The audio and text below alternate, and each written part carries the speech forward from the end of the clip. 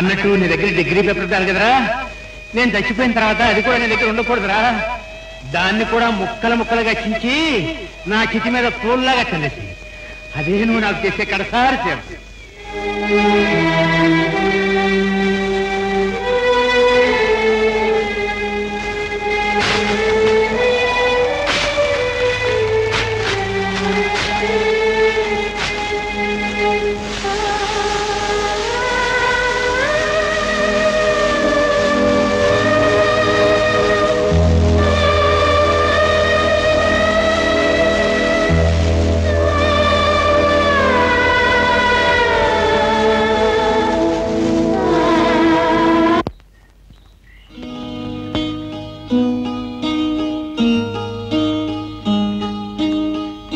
నమస్కారమ్మా.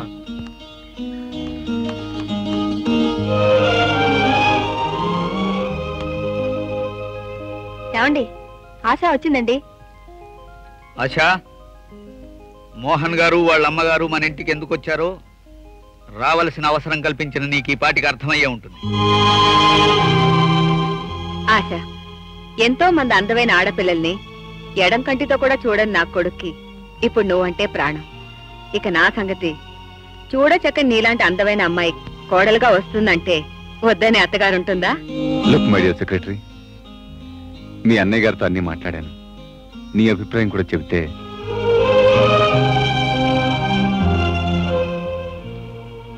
అన్నయ్య, నీ అభిప్రాయం ఏంటి? ఈ పరిస్థితి నీకు నువ్వుగా కావాలని కల్పించుకున్నదే. ఏ నిర్ణయమైనా నువ్వు తీసుకుంటేనే మంచిదని నేను అనుకుంటున్నాను. సార్, మీకు అభ్యంతరం లేకపోతే ఆశతో ఓ నిమిషం నేను మాట్లాడాలి. మోహన్ గారు, ఇందులో నా అభ్యంతరాల కన్నా ఆశ అభిప్రాయమే మీకు ముఖ్యం. రండి మోహన్ గారు.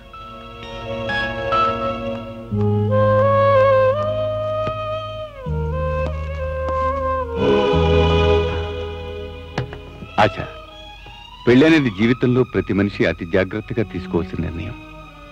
ఈ క్షణంలో మనసు డబ్బు కమ్ముడిపోయి తప్పుదారిలో నడవకూడదు. నేను నీ బాధను తటపడాయించి నిజం చెప్పడానికి సంకోచించకు. నీ నిర్ణయం అటైనా నేను బాధపడను. నీ ఉద్యోగం ఎప్పటికీ నీదే.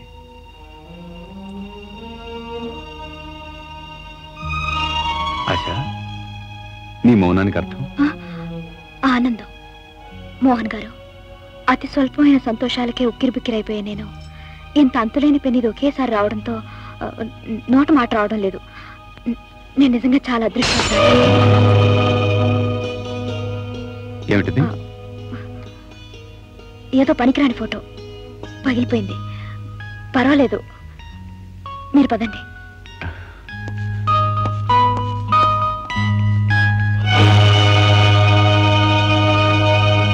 వస్తానమ్మా. అలాగేనండి.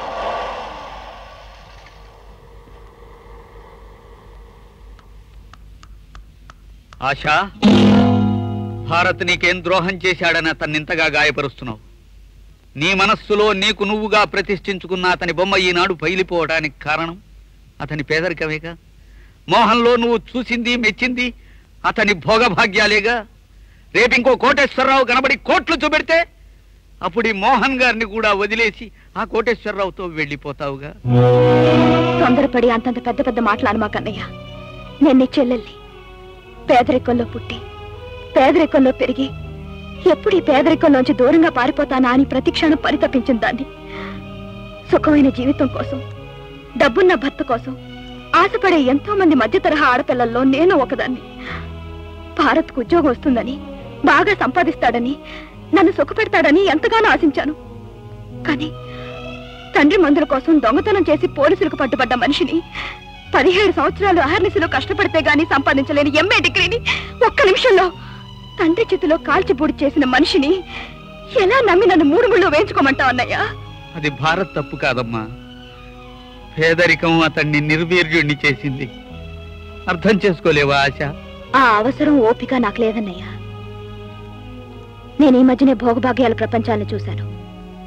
ఇప్పుడు ఆ ప్రపంచంలో ఒక మనిషిగా బ్రతికే బంగారం లాంటి అవకాశం నాకొచ్చింది. నీ మధ్యతరగతి సెంటిమెంట్స్ కోసమని ఈ అవకాశాన్ని జారువిడ్చుకోలేని నా బలహీనతని మన్నించన్నయ్య. నన్ను క్షమించు.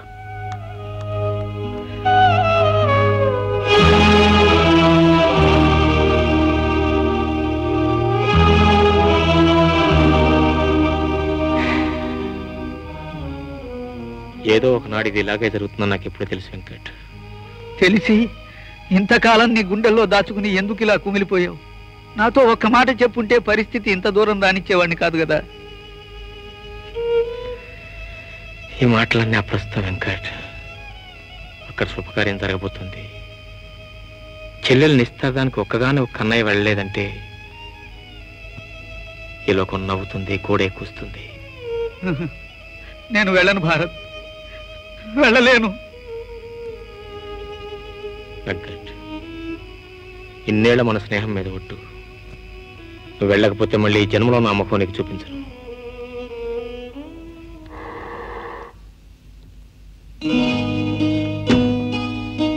రామ్మా, రండి.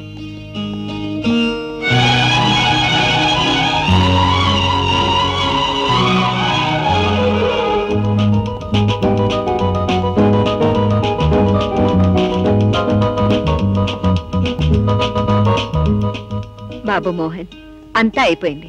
నువ్వు ఉంగరం తొడగడం ఒకటే మిగిలింది. ఇదిగో, ఇది ఆశా వెలికి పెట్టు.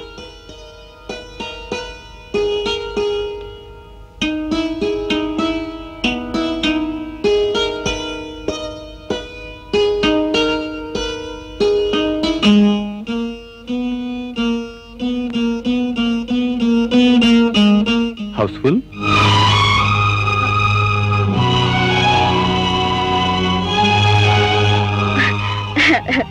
ఇది మామూలు ఉంగరమే, ఇప్పుడే తీసేస్తాను.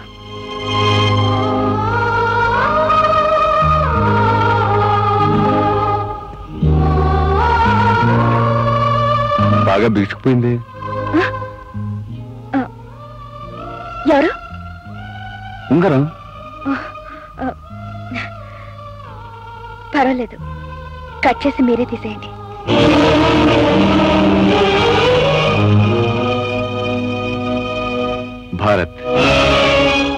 భారతదేశం కదా, ఎవరైనా పెట్టుకోవచ్చు. ఉండని. ఉంగరం తోడటమేగా, ఏ చేయి అయితేనే కుడి చేయటు.